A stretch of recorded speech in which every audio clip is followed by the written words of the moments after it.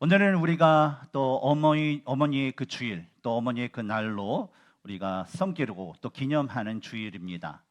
이 매년마다 마더스데이 선데이를 맞이할 때마다 여러분은 어머니에 대한 어떤 생각이 드시나요? 뭐 살아계신 분도 계시고 먼저 하늘에 하나님 품에 먼저 보내신 분도 계실 텐데 어머니 하면 어떤 생각이 드시나요? 뭐 어떤 분들은 뭐 어머님의 따뜻한 품이 생각나시는 분들도 있고, 또 어떤 분들은 또 어머님의 그 따뜻한 그 미소, 또 따뜻한 손길, 뭐 말로 표현할 수 없는 그 어머니에 대한 그 기억이 아마 우리 모두에게는 있을 것입니다. 저는 매해 이 어머니 주일을 맞이할 때마다 나는 아들로서 과연 어머니께 어떤 사람인가, 어떤 사람이었는가라는 그런 생각을 하곤 합니다. 특히 이 성경에서 말하는 이 부모께 내 부모를 공경하라라는 그 말씀에 비춰보면서 한 크리스찬으로서 또 목회자로서 나는 하나님의 말씀에 순종하는 자인가, 아니면 나는 그렇지 않은가라는 그런 생각을 하곤 합니다. 우리 성도님들께서 아시는 바와 같이 지난 4월에 제가 만 17년 만에 이 한국을 방문하여서 17일 동안 또 부모님과 함께 좋은 시간을 보내고 돌아왔습니다.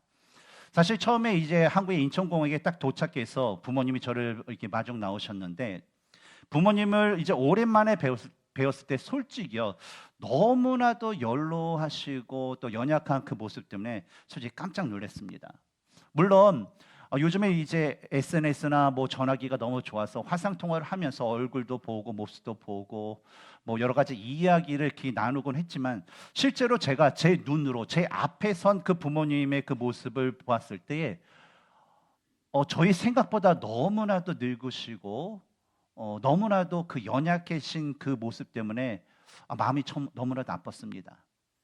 그냥 속된 말로 얘기하면 그냥 지나간 세월 동안 한순간에 폭삭 늙으셨다? 그런 느낌이 들면서 뭐 말로는 표현할 수 없는 그 감정이 제 마음 가운데 있었습니다.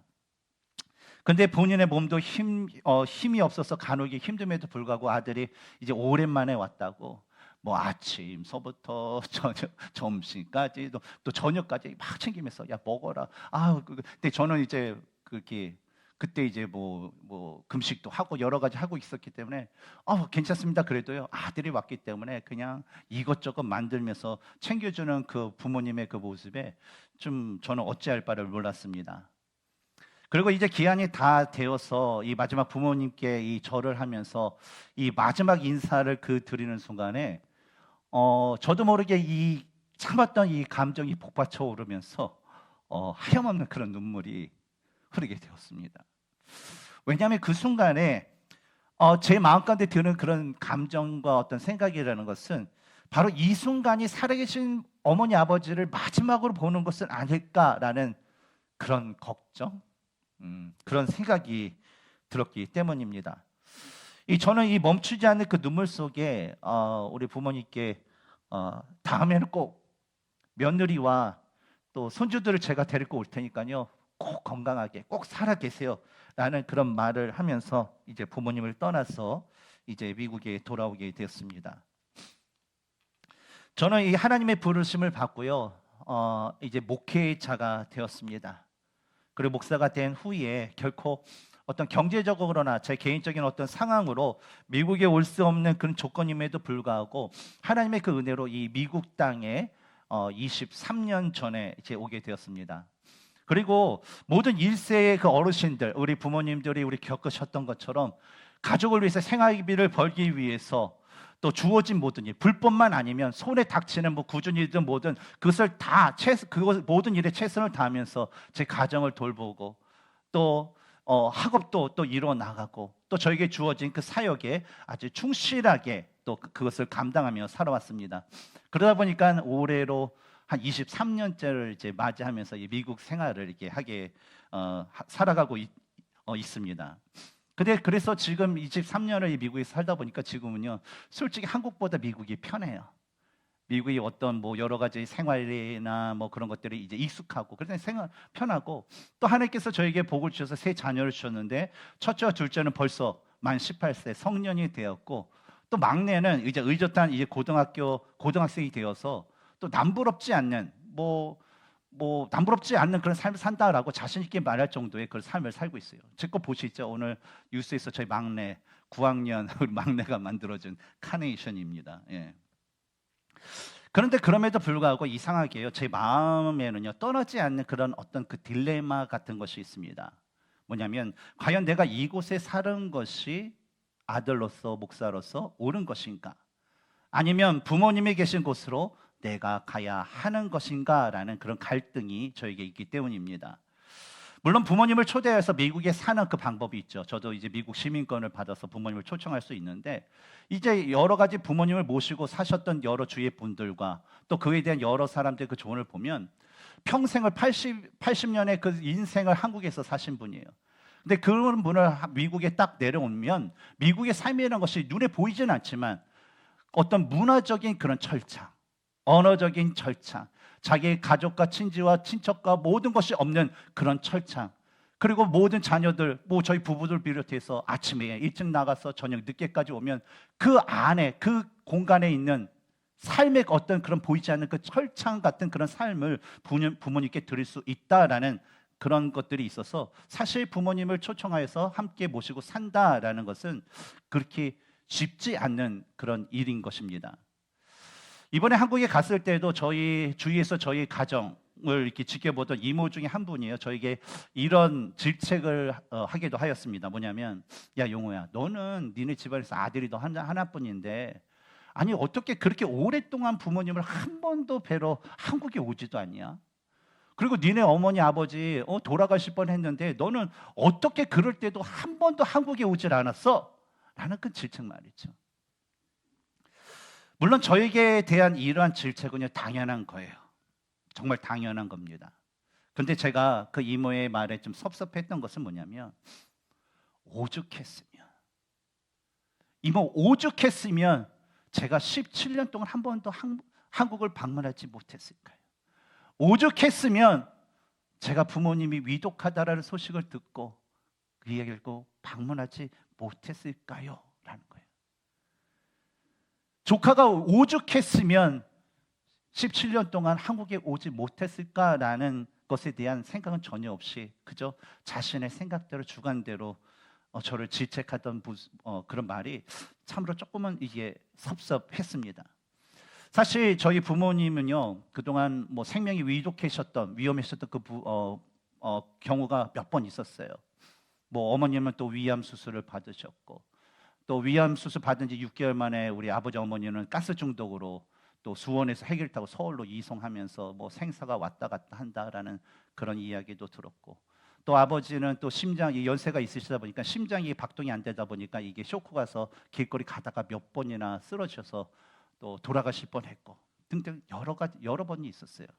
하지만 그때마다 그런 일이 있었을 때마다 가족들이 저에게 연락을 준 때는요 그 모든 일들이 다 해결한 다음에만 저에게 연락을 줬다라는 거예요. 왜냐하면 미국에서 목회하는 아들에게 부담을 줄까봐 바로 가족들이, 저희 부모님이, 저희 누나들이 다 그렇게 했던 것이었습니다. 미국에 다시 돌아오면서 저에게 한 가지 걱정이 생기게 되었어요. 여기 계신 우리 성도님들 중에서 한국에 부모님이 계신 분들과 똑같은 마음일 거예요. 어떤 마음이냐면, 만약에 부모님의 그 마지막 순간에 내가 부모님 곁에 없으면 어떻게 할까라는 거예요. 내가 부모님의 그 마지막 순간에 내가 부모님의 손을 잡고 우리 부모님의 그 얼굴에 내가 입맞춤을 하면 너무 좋은데 혹시 내가 그러지 못할까 하는 그런 생각이 저의 마음을 또한 힘들게 하기도 하였습니다. 그리고 제가 처한 이 환경과 형편에서 부모님께 하는 저의 모습을 말씀에 한번 비춰보면서 과연 나는 하나님의 말씀대로 부모님을 공경하고 있는가라는 그 질문을 갖게 되었습니다.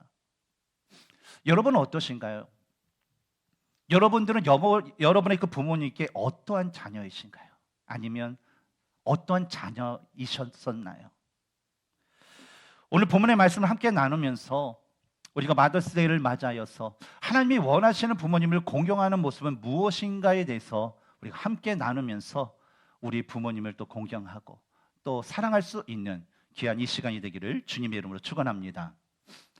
지난 시간에 우리는요, 하나님께서 자신의 백성을 자녀로 삼아서 그 자녀들과 그 부모와 자녀의 관계를 맺으시고, 하나님께서 자신의 그 자녀를 100% 사랑하셨듯이 그 자녀들로 하여금 하나님을 100% 사랑하는 거룩한 관계를 원하신다라는 것에 대해서 함께 나눴습니다. 근데 이러한 이 사랑의 관계라는 것은요, 하나님께서 우리에게 주신 부모님과의 그 관계에서도 그대로 적용이 됩니다. 왜냐하면 마태복음 22장 37절 39절을 보면 하나님을 마음과 정성, 힘과 정성을 다해서 전 인격적으로 사랑하는 자가 누구를 사랑할 수 있어요? 우리의 이웃을 내 몸과 같이 사랑할 수 있다라는 그 말씀. 또 요한일서 4장 20절에 보는 바 그 형제를 사랑하지 아니하는 자는 보지 못하는 바 하나님을 사랑할 수 없느니라는 말씀처럼, 보이는 부모님과의 그런 관계를 온전히 갖지 못한 사람은요, 어떻다고요? 보이지 아니하는 그 하나님, 보이지 않는 아빠, 아버지 되신 그 하나님과 온전히 사랑할 수 없다라는 그런 말씀입니다. 오늘 본문에서 예수님께서는요, 부모와 이 자녀의 관계에 대한 그 개념을 통해서 유대인들이 아빠, 아버지 되시는 그 하나님과의 잘못된 관계를 맺고 있는 것에 책망하시면서, 보이는 부모에 대한 올바른 그 공경을 통해서 보이지 않는 아빠, 아버지 되신 하나님을 올바로 공경하며 섬길 것에 대해서 말씀해 주고 계십니다. 이에 대해서 예수님께서는 첫 번째로 우리로 하여금 마음을 다하여 공경하라라는 그런 말씀을 주세요. 6절을 보면 이르시되 이사야가 너희 외식하는 자에 대하여 잘 예언하였도다. 기록하였으되 이 백성이 입술로는 나를 공경하되 마음은 내게서 멀도다라는 이 예수님의 말씀을 우리는 볼 수가 있습니다. 하나님께서 이스라엘 백성들에게 주신 그 십계명의 그 말씀을 보면 크게 두 가지로 나눌 수 있습니다. 하나는 뭐냐면 하나님에 대한 개념, 하나님과의 관계 가운데 지켜야 할 계명, 또 하나는 인간들, 우리 사람들 간에 그 지켜야 할 그 관계에 대한 그 말씀이에요. 근데 그 말씀 중에서 사람과의 관계에 대한 첫 번째 계명이 뭡니까? 내 부모를 공경하라라는 이 출애굽기 20장 12절의 말씀입니다. 이처럼 하나님께서 이스라엘 백성들을 애굽에서 구원하신 다음에 모세를 통해서 제일 먼저 주신 그 말씀 중에 인간 간의 관계 가운데 주신 그 제일 첫 번째 말씀이 내 부모를 공경하라라는 그 말씀인 만큼, 유대인들에게 있어서 이 부모 공경이라는 것은요, 너무나도 중요한 율법이고 너무나도 중요한 전통이 되었다라는 것입니다.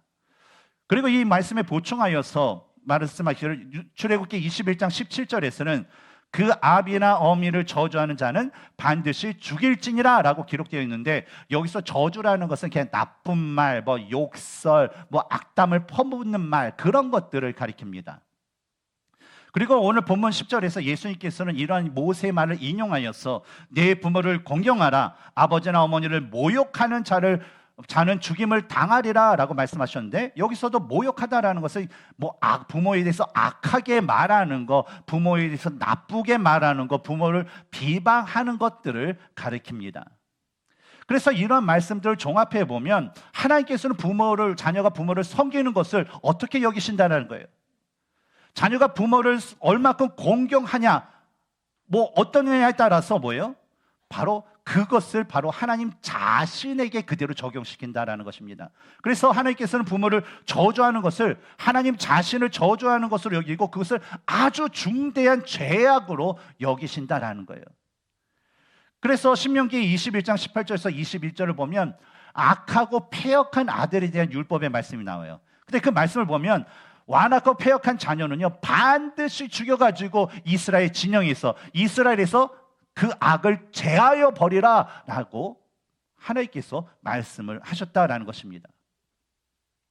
근데 이 세월이 흘러서 이 신약 세대에 와서 이 예수님께서 이러한 이사야의 그 말씀을 인용하여서 하나님에 대한 공경과 아울러 부모에 대한 공경에 대한 그 말씀을 바로 백성들에게, 또 오늘날 우리에게 주시는 것을 보면 여전히 겉으로는 거룩하신 하나님을 잘 섬기는 것 같지만, 실제로 그 속으로는요, 아주 더러운 죄로 가득하고 하나님을 마음으로 섬기지 않는 자들이 많았다라는 것을 우리는 알 수가 있습니다.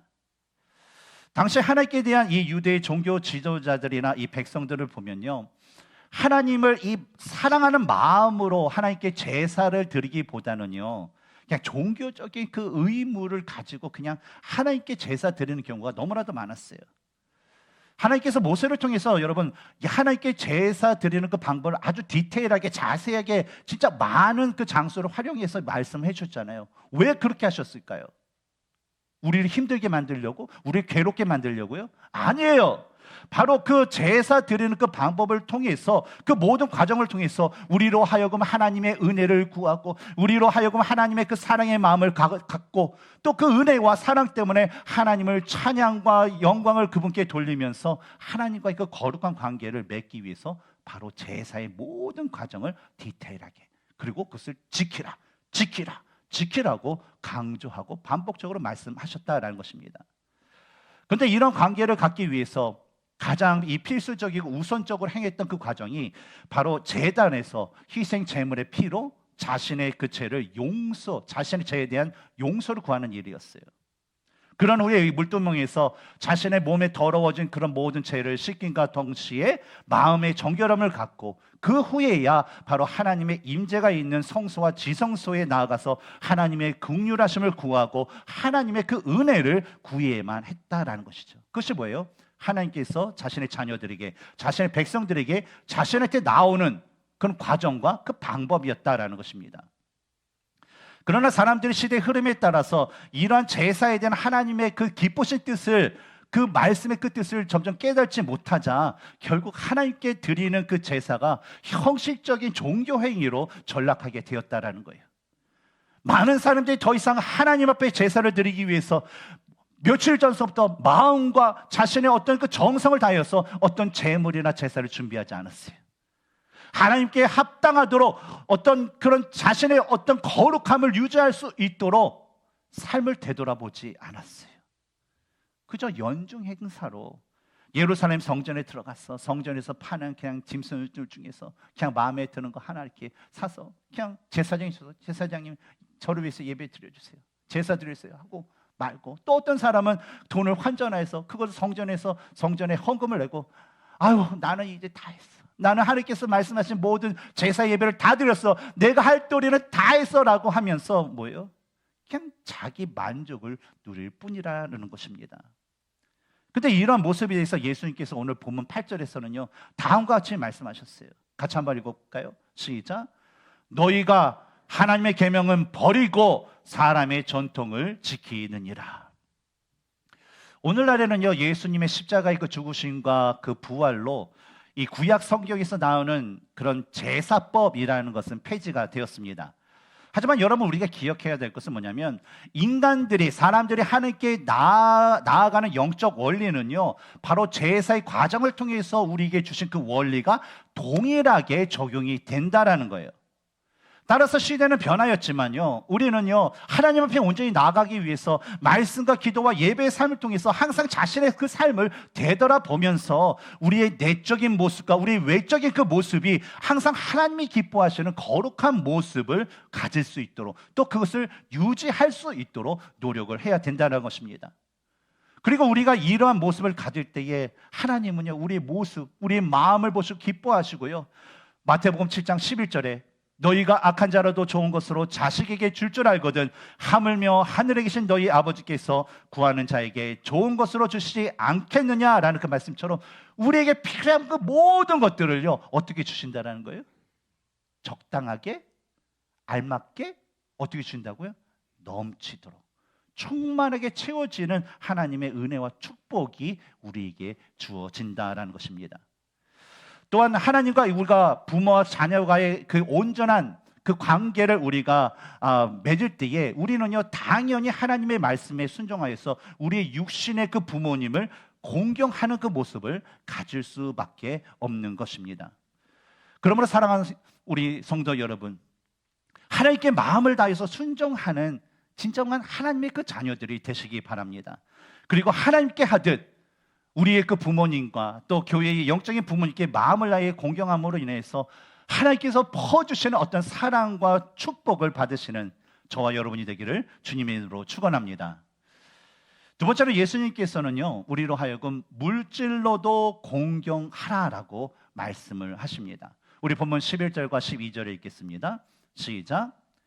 너희는 이르되 사람이 아버지에게나 어머니에게나 말하기를 내가 드려 유익하게 할 것이 고르반 곧 하나님께 드림이 되었다고 하기만 하면 그만이라 하고 자기 아버지나 어머니에게 다시 아무것도 하여 드리기를 허락하지 아니하여.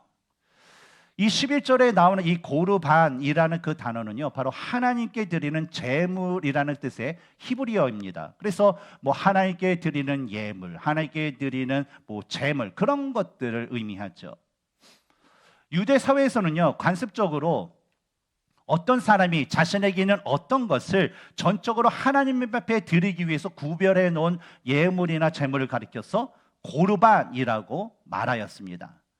그리고 고르반을 분류해 놓은 이 하나님께 분류해 놓은 것은, 고르반이라고 이렇게 칭한 것은 바로 하나님께 바친 것이기 때문에 아무리 자신의 삶이 어떻다 하더라도 어떤 세속적이거나 일상생활에 그 고르반으로 바쳐진 것을 사용할 수가 없게 되어 있어요.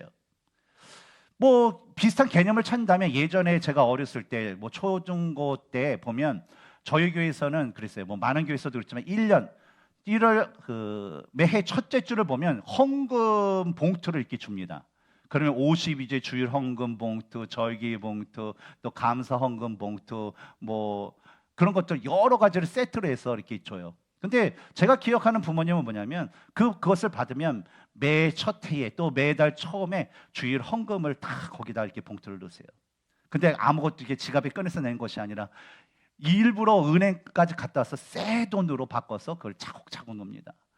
그러면 거기다 들어간 헌금 봉투에 들어간 그 헌금은요, 뭐 생활 예배가 부족하더라도 뭐 제가 학용본 사는데 돈이 없다고 그래도 절대 쓰지 않았던 그런 기억이 납니다. 아마 이와 비슷한 그 맥락일 것입니다.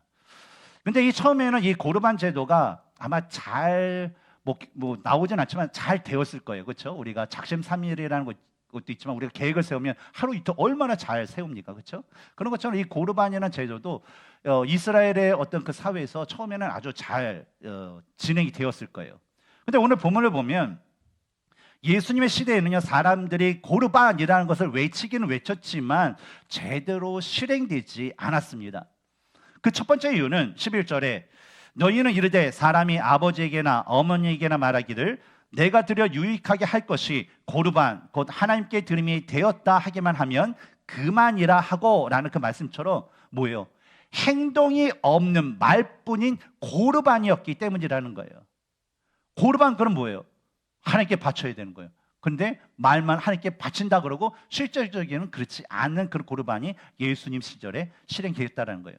예를 들면 어떤 사람이 자신의 그 포도밭이 있는데 그 포도밭에 나오는 모든 수확물에 대해서 고르반이라고 이렇게 외치게 됩니다. 그러면 그 포도밭에 나오는 그 포도 그 수확물들은 뭐예요? 하나님께 다 드려야 된다는 거예요. 100%. 원래는 거기에 일부를 이제 부모님께 드려야 되는데 그거 다 포함해서 고르반 그러니까 어머니, 아버지 제가 이 수확물에서 고르반을 외쳤어요. 그러니까 엄마 아빠 드릴 거 없으니까 그냥 알아서 생활하세요 라고 그 얘기하는 그런 경우가 너무나도 많았다라는 거예요. 근데 실제로 그 모든 것을 하나님께 고르반하고 딱 드렸으면 뭐 정직해서 하나님의 어떤 복이 내려질지 모르지만 근데 그들이 실제로 했던 것은 뭐냐면 말만 고르반을 외쳤지 하나님께는 전혀 바치지 않고요. 그저 그 모든 것을 자기의 그 포켓에 집어넣는 자신이 다 가짐으로 인해서 결과적으로 부모들은요 먹을 것이 없고 입을 것이 없어서 빈곤에 시달리다가 돌아가시는 경우가 많았다라는 것입니다. 다시 말하면 말로는 하나님께 자신의 모든 것을 다 바쳤습니다. 나는 모든 것을 다 바칩니다. 여러분 보세요. 나에게 있는 이 모든 것은 고르반입니다 라고 말을 하면서 사람들에게는 자신의 신앙이 아주 뛰어나고 아주 굳건하고 너무나도 좋은 것처럼 이 사람들에게 과시를 하지만 결국 어떻다라는 거예요. 실제적으로 그 사람의 모습은요 하나님의 이름을 이용하여서 자신의 유익을 자신의 이익을 챙기는 죄인 중에 죄인으로 살았다라는 것이죠. 다음으로 두 번째 이유를 찾아보면 12절에서 자기 아버지나 어머니에게 다시 아무것도 하여 드리기를 허락하지 아니하여라는 그 말씀에서 그 원인을 이유를 찾아볼 수가 있어요. 이 구절을 보면 어떤 사람이 부모님께 드릴 것까지 이렇게 합쳐서 고르반이라고 외치게 됩니다. 근데 고르반이라고 외쳤더니 이거는 또 생각해 보니까 말씀이 조금 잘못된 것 같아 그러면서 아유 그래 내가 하나님께 서원한 거 뭐 성경에 보니까 뭐 가장이 또 그것을 취소할 수 있고 뭐 그러니까 내가 권한이 있으니까 그래 나도 우리 집에 가장이니까 내가 이것을 서원을 취소하고 이걸 부모님께 드려야 되겠다라고 결심을 하게 됩니다. 그래가지고 그 고르반으로 이렇게 했다는 것을 이제 이제 취소하고 부모님께 드리려고 그것을 이제 받아가려고 하는데 이 일을 방해하는 그런 사람이 있었다라는 거예요. 그래서 본문에 보면 드리기를 허락하지 아니하여라는 그 표현을 보면 드리기를 허락하지 아니었다. 이 허락하지 않은 사람이 자녀 그 본인이 아니라 제3의 인물이 그 일을 방해하였다라는 것을 우리는 본문을 통해서 알 수 있다는 거예요. 그럼 그 사람이 누구인가? 오늘 본문의 맥락을 보면 1절서부터 5절까지 언급되고 있는 바로 예수님께서 1절서부터 오늘의 본문까지를 통하여서 계속적으로 책망하고 있는 그 대상이 있어요. 그 사람이 누구예요? 바로 1절에 나오는 바리새인들과 서기관들이었다라는 것입니다. 백성들에게 하나님께 예물과 그 물질을 바치게 되면요, 실제적으로 이 회당과 회막에 관련된 일을 하게 되는 이 바리새인들, 뭐 그럼 제사장도 포함이 되겠죠. 그리고 서기관들에게 상당히 유익이 되었습니다. 그래서 어떤 사람이 잘못된 고르반을 행한 것 같다라고 뭐 죄를 뉘우치면서 저는 이제 이것을 우리 부모님께 다시 드려야 돼요라고 할 때에 이 바리새인들과 이 서기관들은요, 자신의 그 손에 이미 들어온 그 예물과 그 재물을 계속 유지하고 자신이 갖기 위해서 그 사람에게 말하기를 이분이 무슨 소리 하는 거야. 한번 하나님께 고르반 해가지고 하나님께 드렸으면 이미 하나님께 드린 건데 아니 어떻게 그것을 취소할 수 있어? 어떻게 그걸 되돌릴 수 있어? 이미 하나님께 드렸기 때문에 당신이 그것을 가져다가 부모님께 드리는 것은 하나님의 것을 네가 도둑질하는 거야 라는 식의 그 말을 하면서 마치 그 사람이요 무슨 어떤 신성 모독을 저지르는 것처럼 그 사람을 위협하면서 부모님께 회개하고 부모님께 드리려고 하는 그 사람의 모든 행위까지 방해를 했다라는 것입니다. 그런데 이러한 모습이 더 심각한 이유는요, 사실 이 고르반이라는 것은요 하나님의 말씀에 의해서 사람들이 하나님을 더 섬기고 말씀을 따르기 위해서 만들어진 관습적인 거예요. 근데 하나님을 섬기기 위해 만들어온 인간의 관습이 결과적으로 어떻게 됐다는 거예요. 하나님께서 백성들이 직접 말씀하신 제5계명인 내 부모를 공경하라라는 그 명령을 어기게 만드는 결과를 맞이하게 되었다는 거예요. 일반적으로 여러분 우리가 아는 하나님은요 오류가 있으신 분이에요, 없으신 분이에요? 없으신 분이에요. 우리가 믿는 하나님은 정확하신 분이에요, 아니면 부정확하신 분이에요? 정확하신 분이에요. 우리가 아는 하나님은요 항상 합당한 말씀을 주시는 분이에요. 어쩌면 합당한 말씀을 주실 때도 있고 그렇지 않을 때도 있으신 분이에요. 항상 합당한 말씀을 주시는 거예요. 분이에요. 그리고 그 하나님께서는요 자신이 하신 그 말씀에 대해서는요 반드시 그것을 실행하시는, 행하시는 분이라는 것입니다. 따라서 부모님을 공경하기 위해서 구분해 놓은 그 물질까지 하나님께서 요구하신다? 분명히 십계명에서 내 부모를 공경하라. 그럼 부모를 공경하려면 마음을 다하고 또 정성을 하고 물질을 다해서 공경을 해야 되는데 그 부모님을 공경하는 그 마음과 물질까지도 야 부모에게 주지 말고 다 내게 가져와 라고 말한다면 그게 하나님일까? 라고 생각했을 때 그것은 우리가 아는 하나님의 성품이 아니라는 거예요. 맞지 않는 그런 하나님 말씀에 맞지 않는 그런 관습적인 행위였다라는 것이죠.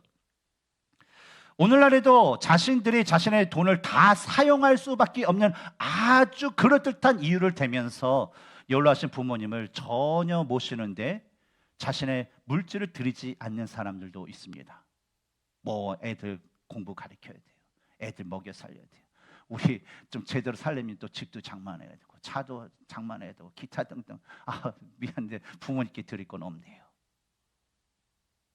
그러나 여러분 하나님을 믿고 예수 그리스도를 통해서 구원을 받은 우리 그리스도인들은요 하나님께 드릴 시간과 물질을요 분명히 분별하여서 그것을 하나님께 드리기에 힘써야 됩니다. 하지만 그것을 끝나는 것이 아니라 이와 더불어 우리가 힘써야 될 것은 하나님의 말씀에 순종하여서 가족에 대한 의무, 특별히 이 부모님을 공경하기 위해서 자신의 어떤 시간과 자신의 어떤 물질을 내어드리는 삶을 살아야 됩니다. 왜냐하면 하나님께 시간과 물질을 들여 섬기는 자만이 바로 비로소 하나님의 말씀에 순종하여서 부모님께 시간과 물질을 들여서 온전히 섬길 수 있기 때문입니다. 그러므로 사랑하는 성도 여러분, 주께 타듯, 성경에서 얘기하지, 골로새에서 얘기하지 않습니까? 주께 타듯 사람에게 하라라는 그 말씀처럼 여러분 주께 하듯 부모님께 하시기 바랍니다. 그리고 하나님의 말씀에 순종하여 하나님을 섬기듯이 하나님의 말씀에, 하나님의 명령에 순종하여서 부모님을 섬길 줄 아는 우리 모두가 되기를 주님의 이름으로 축원합니다. 제가 하나님의 부르심을 받고 이 목회의 길을 들었으면서 저희 부모님은 저를 하나님께 고르반하셨습니다.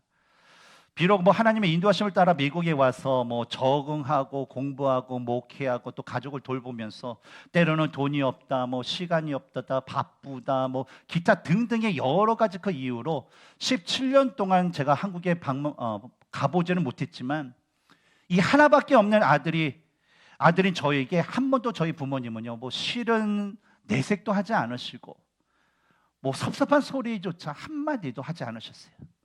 오히려 저희가 이제 전할 때마다 부모님이 저에게 하시는 말씀 뭐냐면, 야, 성도님들을 사랑해, 성도님들을 차별하지 마, 그리고 너 겸손해야 돼 라는 그 말만 하신다는 거예요. 그럼 그때마다 알아요 아버지, 말씀도 하고 있어요, 그만 얘기하세요. 그래도 또 전하면, 야, 너 교만하지 마라, 사랑해야 된다, 겸손해라, 그것을 계속적으로 말씀하세요. 사실 설교 전반부에서 말씀드렸듯이 저희 마음에는요, 아들과 목회자로서의 그 딜레마라는 것이 있었습니다. 특히 연로해지시는 어떤 부모님을 생각할 때마다 그런 마음은 좀 더해 가는 것 같아요. 그렇다면 여러분, 부모님의 아들로서 또 하나님의 일꾼인 그 목사로서 저는 부모님을 어떻게 공경하는 것이 진짜 하나님의 말씀에 합당한 모습일까요? 어떻게 하는 것이?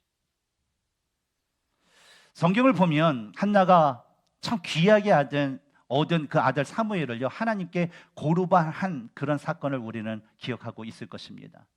근데 이 한나가 그 아들을 위해서 했던 일은요, 매년마다 하나님께 제사 드리러 성막에 올 때마다 아들의 상태를 살펴보고 또 항상 그가 하나님의 일꾼다운, 하나님의 제사장다운 그 모습과 삶을 갖출 수 있도록 계속 옷도 지어다 주고 또 항상 가르치고 훈계도 하면서 또 그를 위해서 기도하는 그런 일이었습니다. 저희 부모님께서도요, 제가 태어날 때부터 지금까지도요, 새벽마다 그또 제일 먼저 새벽에 교회 가셨어요. 저와 저희 가정들 또 저희 누님네들을 위해서 계속 기도하고 계십니다. 특히 제가 이 목회자의 길을 들어선 후부터 더욱더 열심히 기도하세요. 제발 우리 아들이 하나님께 쓰임받는 그런 아들이 일꾼이 될 수 있도록, 제발 목회자로서 겸손한 사람이 될 수 있도록, 그리고 하나님과 성도님들에게 진짜 사랑을 많이 받는 목사가 될 수 있도록 열심히 기도를 하세요. 그래서 제가 갔을 때도 보니까 뭐 새벽 한 4시에 일어나셔서 이제 셔틀버스가 이제 하는데 이제 예배가 한 4시 반, 5시인가 그때 이게 일부 새벽 기도가 있는데 그것을 참석하시러 갔다 오세요. 2-4개서 이렇게 타시고. 그래서 계속 기도하세요. 그리고 이따금씩 저와 통화하실 때마다 페이스북을 통해서 저희 가정도 보지만 우리 교회의 모습도 봅니다. 사진도 보고 제 설교도 듣고 그러면서 저하고 통화할 때마다 이런 말씀하세요. 아, 용호야, 저 하나님께서 우리의 그 기도에 참 응답해 주시는 것 같아. 너희 교회의 모습을 보고 사회의 모습, 성도님들의 모습을 보니까 진짜 하나님께서 기도에 응답해 주시는 것 같아. 그래서 내가 하나님께 감사한다라는 그런 말씀을 늘 하십니다. 2년 전인가 제가 한국의 수원중앙침례교회에서 제가 알고 지냈던 그 장로님이 저에게 아버지의 사진과 함께 다음과 같은 그런 메시지를 보내신 적이 있습니다. 목사님, 열심히 사역하는 모습이 참 좋아요. 아버님 장로님이 연세도 많으신데 교회 주차장 안내 봉사를 오래도록 하고 계세요. 참으로 훌륭한 아버님 장로님이십니다. 저희 아버지는 예수님을 믿을 때서부터 본인의 장기자 은사인 바로 운전을 이용해서 교회의 그 주차장 봉사를요 한 50여 년 지금 해오고 계세요. 2년 전이니까 팬데믹 그 순간에서도 하셨는데 제가 갔을 때는 이제 그 몸이 너무나도 좀 안 좋으셔서 그건 못 하시고 그냥 주일날 새벽 5시에 교회 가셔가지고 일부가 7시 예배인데 그것을 준비하기 주보도 적고 하면서 제가 일부 예배 딱 갔더니 이렇게 나눠주시고 성도들 이렇게 맞이하시는 그 봉사를 하시더라고요. 지난번에 한국에 제가 갔을 때 누나로부터 아버지가 파킨슨 진단을 받았다라는 그 소식을 들었습니다. 그래서 왜 아버지의 걸음이 이렇게 거북이처럼 이렇게 느려지셨는지, 왜 아버지가 순간마다 손을 이렇게 떠시는지 그것을 알게 되었어요. 그러면서 참 마음이 아팠습니다. 그리고 저희 어머니는 젊었을 때 우리 3남매를 조금 키우시냐고 고생을 많이 하셔가지고 현재는 이 골다공증이 너무나도 심하세요. 그래서 아무것도 못하세요. 그래서 저희 아버지가 빨래도 하시고 음식도 하시고 뭐 설거지도 하시고 집안 모든 것들을 다 하시고 계십니다. 한국에서 일정이 끝나고 이 미국에 들어오기 전에 부모님께 절로 마지막 인사를 드리다가 제가 눈물을 흘리면서 고개를 들지 못하면서 아버지 죄송합니다. 어머니 죄송해요. 나는 그 얘기밖에 할 게 없더라고요. 그 말을 하자 아버지께서 오히려 저를 다음과 같은 말로 위로하셨어요. 용호야, 야 울지 마. 내가 미국에 가서 열심히 목회를 하고 또 하나님과 성도님께 사랑들을 많이 받으면 그것이 나에게 기쁨이란다. 그러니까 울지 말고 가서 목회나 열심히 해. 지난 목요일에 우리가 지난주 토요일에 있었던 알레몬 그 총격 참사에서 희생당한 한인 가족의 그 천국 환송 예배가 있었습니다. 그것에 제가 다녀왔는데요. 5살인 첫째 아들을 제외하고 아빠, 엄마 그리고 어린 그 동생이 생명을 잃은 안타까운 그런 사건이었습니다. 그런데 그 장례 예배가 진행되는 중에 이 장례 예배 끝날 때쯤에 희생당한 그 형제의 아버지께서 나와서 그 조문객들에게 다음과 같은 그런 고백을 했어요. 하나님께서 우리 아들과 예쁜 며느리와 귀여운 우리 손주를 주셔서 너무나도 감사했습니다. 그런데 이제는 그 귀한 내 아들, 며느리, 손주를 하나님께서 데려가시고 품에 안아주시니 더욱 감사합니다. 저는 그분의 모습과 저희 부모님의 모습을 동시에 떠올리고 생각하면서 저도 이러한 믿음의 고백을 할 수 있는 그런 믿음의 고백을 가진 부모가 되어야 되겠다라는 그 생각을 다시 한번 제 마음속에 간직하게 되었습니다. 그리고 이를 위해서 먼저 부모님께서 저를 하나님께 고르반 하셨던 그 뜻을 따라서요, 저는 마음과 또 생각과 몸과 정성과 힘을 다해서 저에게 주어진 사역에 최선을 다할 것입니다. 그리고 그뿐만 아니라 하나님의 그 거룩하심을 따르면 하나님의 그 자녀가 될 수 있도록 제 나름대로 힘을 다할 것입니다. 그리고 이와 아울러 하나님의 말씀에 순종하여서 한국에 계신 부모님을 위해서 제가 마음을 다해서 기도도 하고 연락도 자주 드리고 또 물질로도 봉양하면서 부모님이 기도하시고 기뻐하시는 아들이 될 수 있도록 저는 최선을 다할 것입니다. 제 마음 가운데 아들로서 또 목회자로서 이렇게 사는 것이 마땅한가 아닌가라는 그 갈등은요, 바로 이런 모습을 통해서 제 안에 해결됐어요. 뭐냐면 바로 이러한 모습이 바로 제가 하나님의 말씀에 순종하여서 하나님과 저희 부모님을 공경해야 하는 그 자녀로서의 당연하고 합당한 모습이다라는 것을 생각하게 되었습니다. 그렇다면 사랑하는 우리 성도 여러분, 여러분들은 부모님을 어떤 마음과 또 모습과 방법으로 여러분의 부모님들을 공경하기를 원하십니까? 여러분은 아빠 아버지 되신 하나님께 어떠한 자녀가 되기를 원하십니까? 바라건대 하나님께 마음을 다하고 하나님께 드릴 온전한 예물을 드려 그분께 감사의 섬김을 드릴 수 있는 하나님의 자녀가 되시길 바랍니다. 하나님의 말씀에 순종하여서 하나님을 온전히 섬기고 그분의 말씀대로 자녀들을 사랑하고 양육하는 하나님께 합당한 부모님들이 되시기 바랍니다. 그리하여서 점점 악해져가는 이 세상 가운데도 여전히 고르반을 외치지만 거짓되고 탐욕된 고르반이 아니라 하나님이 기뻐하시는 고르반을 드리고 이와 아울러 하나님의 말씀에 순종하여 부모님을 온전히 공경하고 또한 하나님께 합당한 부모가 될 수 있는 저와 여러분이 되기를 주님의 이름으로 축원합니다. 함께 기도하겠습니다.